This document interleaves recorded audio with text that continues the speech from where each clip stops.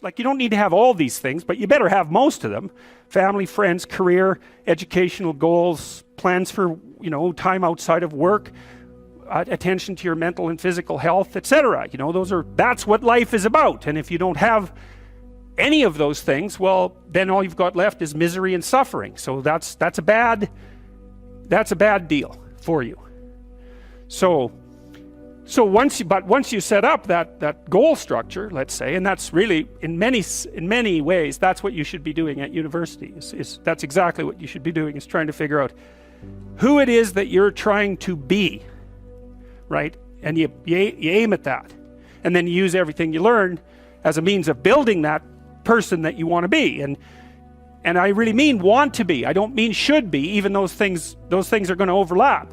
And it's important to distinguish between those, because that's partly, and this is back down to the micro routine analysis. So if I was saying, well, you're going to try to make yourself more industrious. Okay, number one, specify your damn goals, because how are you going to hit something if you don't know what it is? That isn't going to happen. And often people won't specify their goals too, because they don't like to specify conditions for failure. So if you keep yourself all vague and foggy, which is real easy, because that's just a matter of not doing as well, then you don't know when you fail. And people might say, well, I really don't want to know when I fail, because that's painful. So I'll keep myself blind about when I fail. That's fine, except you'll fail all the time then. You just won't know it until you've failed so badly that you're done. And that can easily happen by the time you're 40. So I would recommend that you don't let that happen. So that's willful blindness, right? You could have known, but you chose not to. Okay, so once you get your goal structure set up, you think, okay, if I could have this life, looks like that might be worth living, despite the fact that it's going to be, anxiety provoking and threatening, and there's going to be some suffering and loss involved and all of that. Obviously, the goal is to have a vision for your life such that, all things considered, that justifies your effort. Okay, so then what do? Well, then you turn down to the micro routines. It's like, okay, well, this is what I'm aiming for. How does that instantiate itself day to day, week to week, month to month? And that's where something like a schedule can be unbelievably useful. Google Calendar. It's like, make a damn schedule and stick to it. Okay, so what's the rule with a schedule? It's not a bloody prison. That's the first thing that people do wrong. They say, well, I don't like to follow a schedule. Well, it's like, well, what kind of schedule are you setting up? Well, I have to do this, then I have to do this, then I have to do this, and then I just go play video games, because who wants to do all these things that I have to do? It's like, wrong. Set the damn schedule up so that you have the day you want. That's the trick. It's like, okay, I've got tomorrow. If I was going to set it up so it was the best possible day I could have, practically speaking, what would it look like? Well, then you schedule that. And obviously there's a bit of responsibility that's going to go along with that, because if you have any sense, one of the things that you're going to insist upon is that at the end of the day, you're not in worse shape than you were than at the beginning of the day, right? Because that's a stupid day. If you have a bunch of those in a row, you just dig yourself a hole and then you bury yourself in it. It's like, sorry, that's just not a good strategy. It's a bad strategy. So maybe 20% of your day has to be responsibility and obligation, or maybe it's more than that, depending on how far behind you are. But even that, you can ask yourself, okay, well, I've got these responsibilities. I have to schedule the damn things in. What's the right ratio of responsibility to reward? And you can ask yourself that, just like you'd negotiate with someone who is working for you. It's like, okay, you got to work tomorrow. Okay, so I want you to work tomorrow. And you might say, okay, well, what are you going to do for me that makes it likely that I'll work for you? Well, you could ask yourself that, So maybe you do an hour of responsibility and then you play a video game for 15 minutes. I don't know, whatever turns your crank, man. But, you have to negotiate with yourself and not tyrannize yourself. Like you're negotiating with someone that you care for, that you would like to be productive and have a good life. And that's how you make the schedule. It's like, and then you look at the day and you think, well, if I had that day, that'd be good. Great. And you're useless and horrible, so you'll probably only hit it with about 70% accuracy, but that beats the hell out of 0, right? And if you hit it even with 50% accuracy, another rule is, well, aim for 51% the next week, or 50.5% for God's sake, or because you're going to hit that position where things start to loop back positively and spiral you upward. And so that's one way that you can work on your conscientiousness, is plan a life you'd like to have.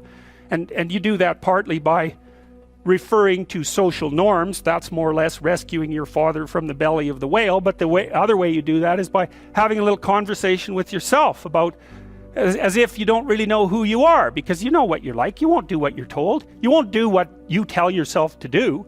You must have noticed that. It's like you're a bad employee and a worse boss, and both of those work, for you.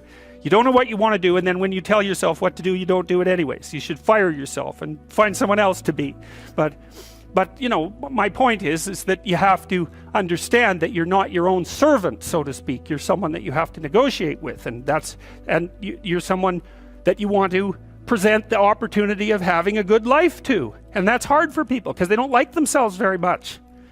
So, they're always like cracking the whip and then procrastinating, and cracking the whip and then procrastinating. And it's like, God, it's so boring and such a pathetic way of spending your time. And you know what that's like, because you probably waste like 6 hours a day. And I think we did an economic calculation about that a while back, right? Your time's probably worth $50 an hour, something like that. I mean, you're not getting paid that now, but you're young, and so this is investment time, and what you do now is going to multiply its effects in the future.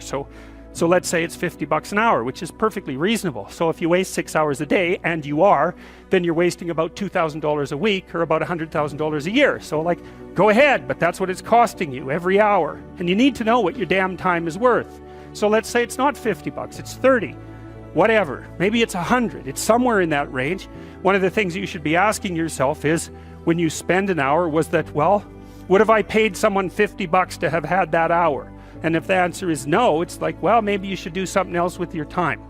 And it depends on whether or not you think that your time's worthwhile. But the funny thing about not assuming that is, if you assume your time isn't worthwhile, what happens is you don't just sit around sort of randomly in a state of responsibilityless bliss. What you do is you suffer existentially.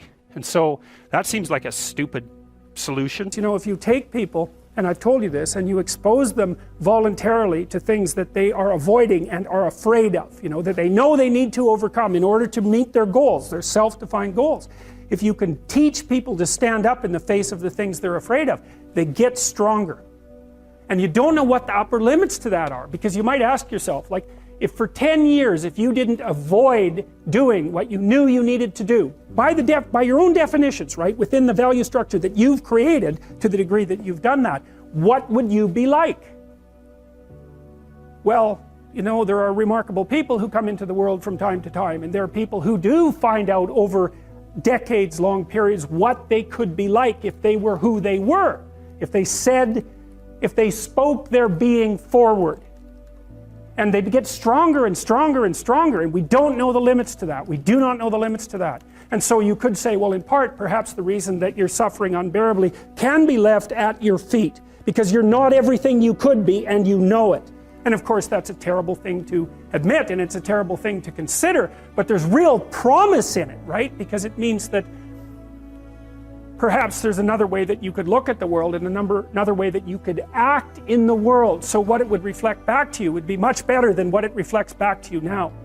And then the second part of that is, well, imagine that many people did that, because we've done a lot as human beings. We've done a lot of remarkable things, and I've told you already, I think before, that today, for example, about 250,000 people will be lifted out of abject poverty, and about 300,000 people attached to the electrical power grid. We're lifting people out of poverty collectively at a faster rate that's ever occurred in the history of humankind by a huge margin. And that's been going on unbelievably quickly since the year 2000. The UN had planned to have poverty between 2000 and 2015, and it was accomplished by 2013.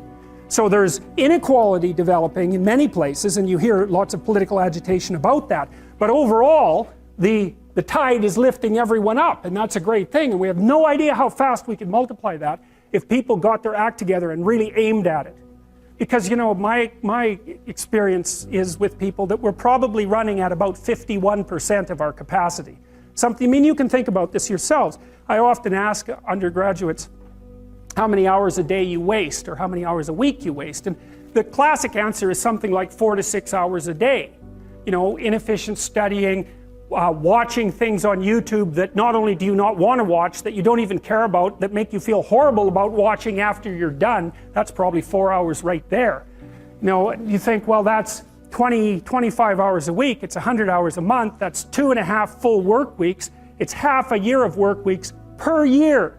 And if your time is worth $20 an hour, which is a radical underestimate, it's probably more like 50 if you think about it in terms of deferred wages. If you're wasting 20 hours a week, you're wasting $50,000 a year. And you are doing that right now. And it's because you're young, wasting $50,000 a year is a way bigger catastrophe than it would be for me to waste it, because I'm not going to last nearly as long. And so if your life isn't everything it could be, you could ask yourself, well, what would happen if you just stopped wasting the opportunities that are in front of you? You'd be who knows how much more efficient, 10 times more efficient, 20 times more efficient. That's the Pareto distribution. You have no idea how efficient people get. It's off the charts. Well, and if we all got our act together collectively and stopped making things worse, because that's another thing people do all the time, not only do they not do what they should to make things better, they actively attempt to make things worse because they're spiteful or resentful or arrogant or deceitful or homicidal or genocidal or all of those things all bundled together in an absolutely pathological package. If people stopped really, really trying just to make things worse, we have no idea how much better they would get just because of that. So there's this weird dynamic that's part of the existential system of ideas between human vulnerability, social judgment, both of which are major causes of suffering, and the failure of individuals to adopt the responsibility that they know they should adopt. And that's the thing that's interesting too, is that, and like another thing I've often asked my undergraduate classes is, you know, there's this idea that people have a conscience. And you know what the conscience is. It's this feeling or voice you have in your head just before you do something that you know is stupid, telling you that probably you shouldn't do that stupid thing. You don't have to listen to it, strangely enough. But you go ahead and do it anyways, and then, of course, exactly what the conscience told you was going to happen inevitably happens, so that you feel even stupider about it than you would if it happened by accident. Because you know, I knew this was going to happen, I got a warning it was going to happen, and I went and did it anyways. And the funny thing too is that conscience operates within people, and we really don't understand what the hell that is. So you might say, well, what would happen if you abided by your conscience for 5 years or for 10 years? What sort of position might you be in? What sort of family might you have? What sort of relationship might you be able to forge? And you can be bloody sure that a relationship that's forged on the basis of who you actually are is going to be a lot stronger and more welcome than one that's forged on the basis of who you aren't.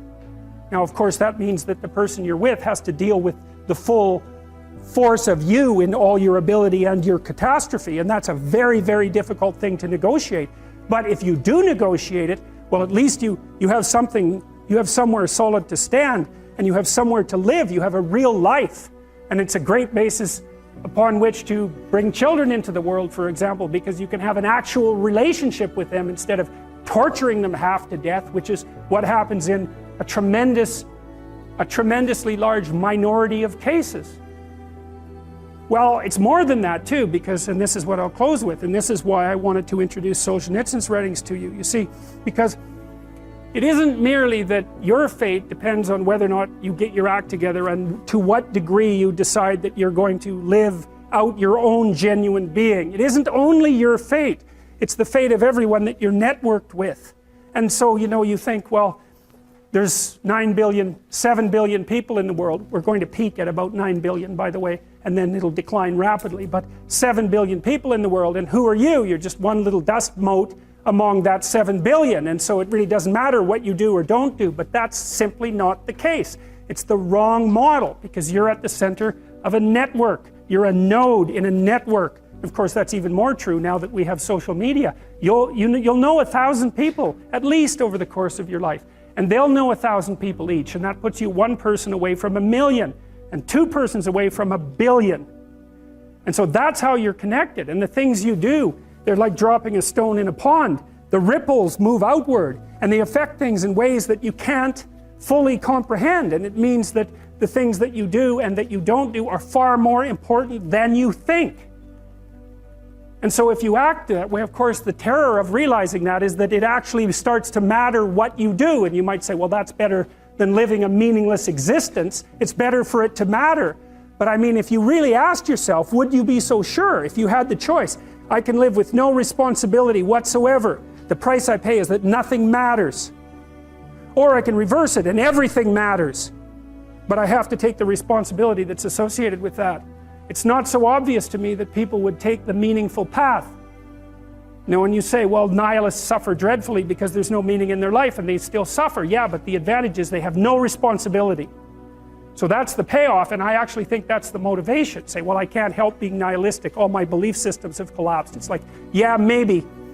Maybe you've just allowed them to collapse because it's a hell of a lot easier than acting them out. And the price you pay is some meaningless suffering, but you can always whine about that and people will feel sorry for you, and you have the option of taking the pathway of the martyr, so that's a pretty good deal, all things considered. Especially when the alternative is to bear your burden properly and to live forthrightly in the world. Well, what Solzhenitsyn figured out, and so many people in the 20th century, it's not just him, even though he's the best example, is that if you live a pathological life, you pathologize your society. And if enough people do that, then it's hell. Really. Really. And you can read the Gulag Archipelago if you have the fortitude to do that, and you'll see exactly what hell is like. And then you can decide if that's a place you'd like to visit, or even more importantly, if it's a place you'd like to visit and take all your family and friends.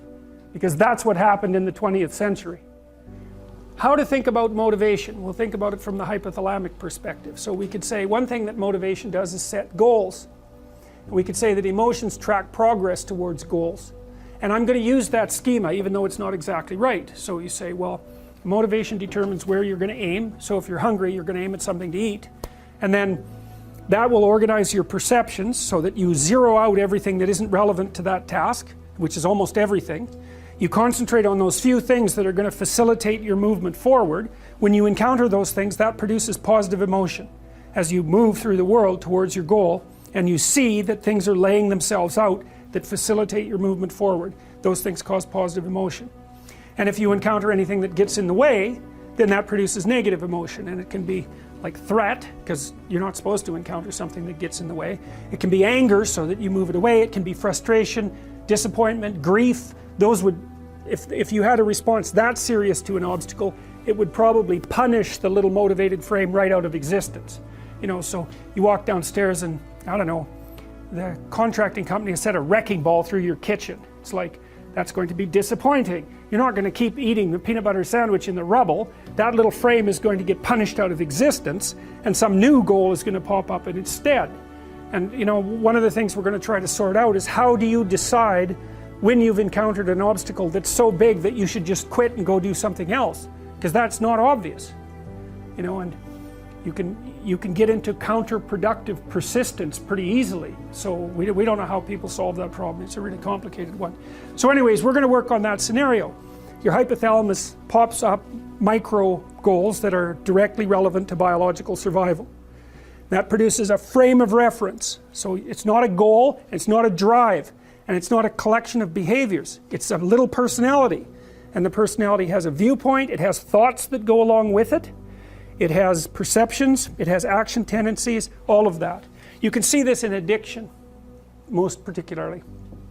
So one of the things that you find often with people who are alcoholic is they lie all the time.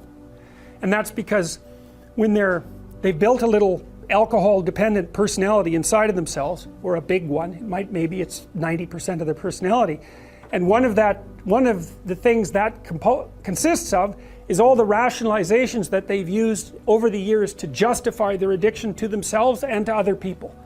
And so the addiction has a personality. You know, and so when the person is off, or maybe they're addicted to meth or something like that, where we know the addiction is more, it's more short-term powerful, than I would say, than an alcohol addiction. They'll say anything. And the words are just tools used to get towards the goal. And if they happen to be deceptive, whatever, it doesn't matter. They're just practical tools to get towards the goal. And then when you get towards the goal and you take a nice shot of meth or something like that, you reinforce all those rationales that you used to get the drug, and then the next time you're even a better deceiver and liar. So okay, so we're going to say motivations, one way of thinking about it is they set goals, but it's not the right way of thinking about it. They produce a whole framework of interpretation. And so we're going to think about that framework of interpretation. And then emotions emerge inside of that. So that's it. So the world is framed, motivation set goals. You could say the world has to be framed. So motivation sets that frame. Goals, emotions, perceptions, and actions. And then actions track progress. So positive emotion says you're moving forward properly towards your goal. And if you encounter something you don't expect, you stop. That's anxiety. It's like, oh, we're not where we thought we were. And so we don't know what to do. So we should stop because we don't know where we are or what we're doing. Stop, frozen. And then the more powerful negative emotions like pain, they might make you get out of there. So emotions, forward, stop, reverse. That's your emotions within that motivated frame. So, and that's another example of how your mind is embedded in your body. Your emotions are like they're offshoots of action tendencies. That's the right way to think about it, because action is everything fundamentally. So what are some basic motivations? Most of these are regulated by the hypothalamus, by the way, and that tells you just how important a control system it is. The other thing that's useful to know about the hypothalamus is that it has projections going up from it that are like tree trunks, and inhibitory projections coming down that are like grapevines. So you can kind of control your hypothalamus as long as it's not on too much, but if it's on in any serious way, it's like it wins. So partly what you do to stop yourself from falling under the dominion of your hypothalamus is to never ever be anywhere where its action is necessary, right? You don't want to go into a biker bar because you might find yourself in a situation where panicked defensive aggression is immediately necessary. You probably don't want that. You don't want the panic, you don't want the terror, you don't want the frenzied fight, you don't want any of that. You don't want to have to run away in absolute panic. So you just don't go there. And a huge part of how we regulate our emotions is just by never going anywhere where we have to experience them. And so that has very little to do with internal inhibitory control and everything to do with staying where you belong. The Myth of Mental Illness by Thomas Szasz, S-Z-A-S-Z. It's a classic. You should read it. If you're interested in psychology, read it. Like, it's a classic. And he basically said, most people have problems in living, they don't have psychological problems. And so I've experienced, despite my love for the psychoanalysts, very frequently what I'm doing as a therapist is helping people have a life that would work. You know, and you can parameterize that. It's like, what do you need? How about some friends? That people kind of like that. How about an intimate relationship with someone that you can trust, that maybe has a future?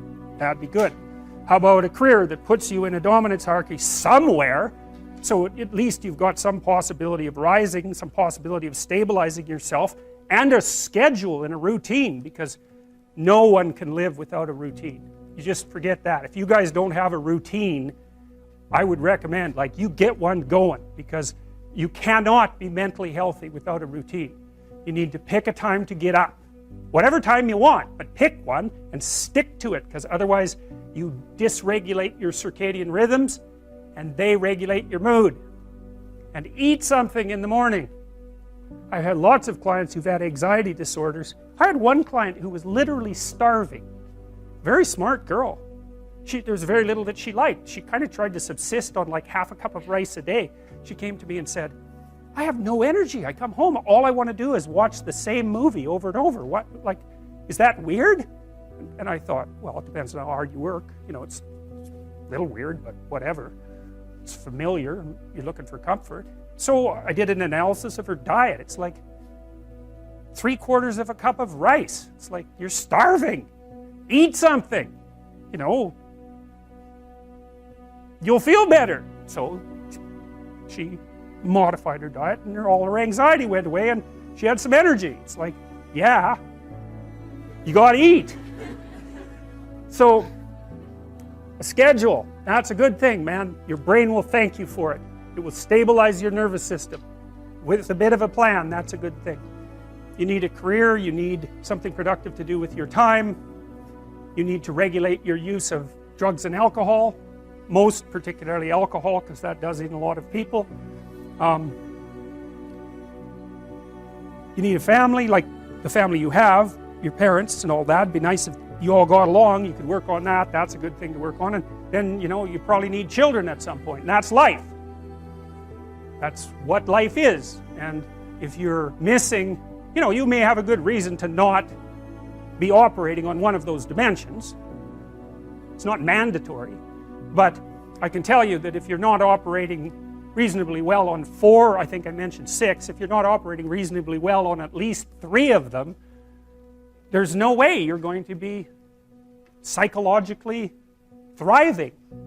And that's more pragmatic in some sense than psychological, right? Human beings have a nature, there's things we need, and if we have them, well, that's good, and if we don't have them, well, then we feel the lack. And so behaviorists, behavioral psychologists concentrate a lot more on that sort of thing. You know, it's practical, it's like strategizing, make a career plan, figure out how to negotiate, because that's bloody important, figure out how to say what you need, figure out how to tell the truth to people, figure out how to listen to your partner in particular, because if you listen to them, they will actually tell you what they want, and sometimes you can give it to them and maybe they'll return the favor, and if you practice that for like 15 years, well, then maybe you're constantly giving each other what you want. Well, hooray, that would be good. And then there's 2 of you under most circumstances, and it's better to have 2 brains than 1, because people think differently because of their temperament mostly. And so the negotiation is where the wisdom arises, and it's part of the transformation, the psychological transformation that's attendant on an intimate relationship, and one of the fundamental purposes of a long-term intimate relationship.